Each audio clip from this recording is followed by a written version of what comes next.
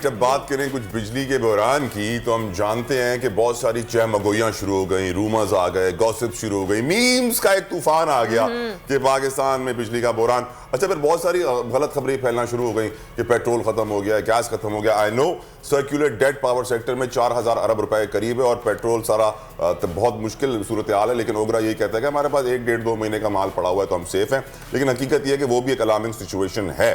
لیکن at the same time میں آپ کو for example B B C کی خبر کا ریفرنس یہاں دینا چاہوں گا. بی بی سی نے آج خبر چھاپی ہے کہ آئی ایم ایف پاکستان کا میٹر لے کر غائب ہو گیا. تو آپ اندازہ کیجئے کہ جب دنیا کے اتنے بڑے بڑے نیوز کے پلیٹ فارمز ایسی خبریں چھاپیں گے، of course this is satire and sarcasm, لیکن حقیقت یہی ہے کہ ملک کے حالات کچھ ایسے ہیں کہ جیسے ہی بجلی غائب ہوئی تو لوگوں نے 2+2 کرنا شروع کیا، کڑی کو کڑی سے ملایا اور بولا دیکھو بھائی ملک کے حالات بھی کچھ ایسے ہی ہیں جیسے صرف بجلی کا نظام ہے. اسے مزید انفارمیشن لیں گے. سالک ہمارے رپورٹر ہمارے ساتھ موجود ہیں، ان سے جانیں گے کہ ابھی فی الحال صورتحال کیا ہے. جی سالک بتائیے گا، اپڈیٹ کیجیے گا کہ اس وقت صورتحال کیا ہے. کافی سارے علاقوں میں ابھی تک بجلی بحال نہیں ہو سکی ہے.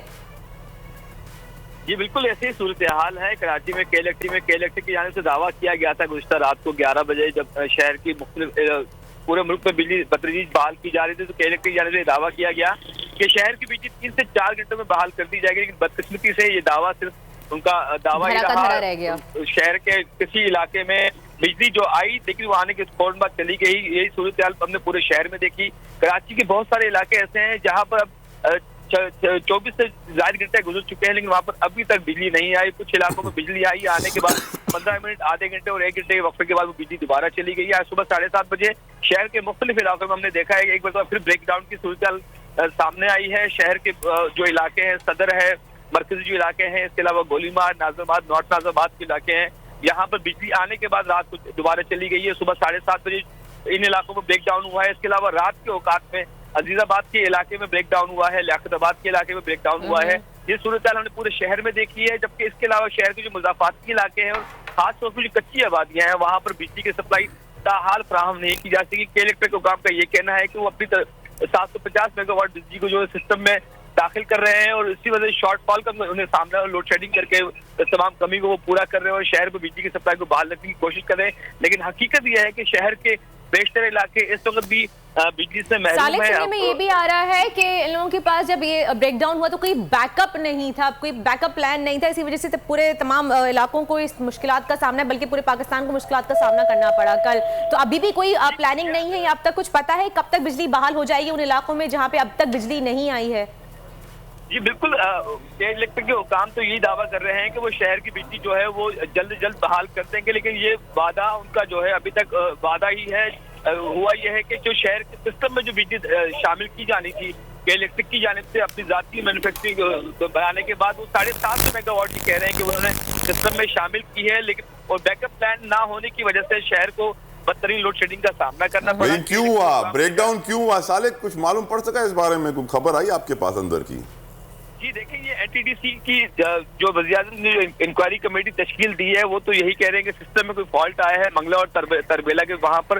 لیکن جو بنیادی جو چیزیں ہیں اس کی رپورٹ 2 سے 3 دنوں میں جو ہے وزیر اعظم کو پیش کر دی جائے گی. ابتدائی رپورٹ آج دوپہر تک پیش کی جانے کے امکان ہے جس سے یہ بتایا جائے گا کہ بجلی کا جو بریک ڈاؤن ہوا اس کی وجوہات کیا ہیں. لیکن ذرائع یہ بتا رہے ہیں کہ سسٹم کے اندر کچھ ٹیکنیکل ایرر ہے جس نے جو بیک اپ اور تمام چیزوں کو جو ہے ڈسٹرب کیا ہے. پورے ملک کی بجلی ایک ساتھ جو سسٹم میں بریک اپ آنے کی وجہ سے پورے ملک کی بجلی ایک ساتھ بند ہوئی ہے.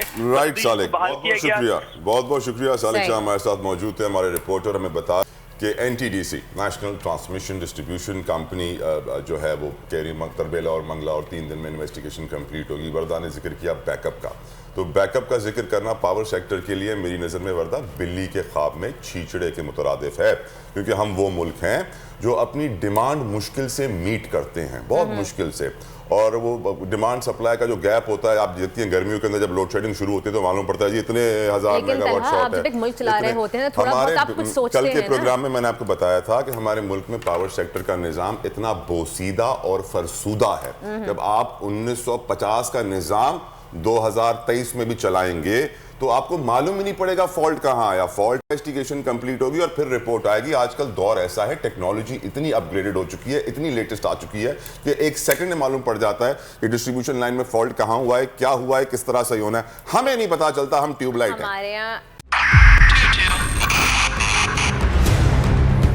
2022 बहुत सारे तोहफे भी देके गया पाकिस्तान की आवाम को। पाकिस्तान की आवाम को एक तोहफा ये दिया कि आवाम को पता चल गया कि पाकिस्तान का मीडिया क्या है। साल 2022 में सबसे ज्यादा देखे जाने वाला चैनल बोल न्यूज रहा नंबर 1। हमने बहुत सारे शोज और ट्रांसमिशंस की, पूरा साल मुसलसल जदोजहद में निकल गया कि ये वोट ऑफ कॉन्फिडेंस के पीछे कौन लोग थे। तोड़े रेटिंग के सभी रिकॉर्ड। सोशल मीडिया पर भी सबसे ज्यादा तेजी से 2.4 बिलियन व्यूज का संगे मील अबूर किया।